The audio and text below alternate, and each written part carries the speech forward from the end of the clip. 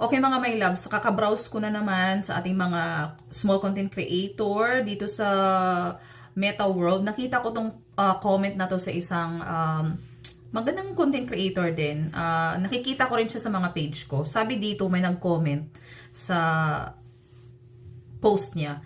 Before posting issues like this, I think it would be better if you ask the branch where you bought it and clarify. Kasi as I read all comments buckets or something to that effect have no cutleries. And why would she mix with her hands and the food that the entire people there will be share?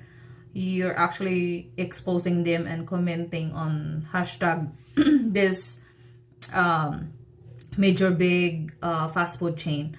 Clarification. I hope you'll take this unsolicited comment to heart. Okay, so alam niyo guys, kasi yung content creator na to is nagtatrabaho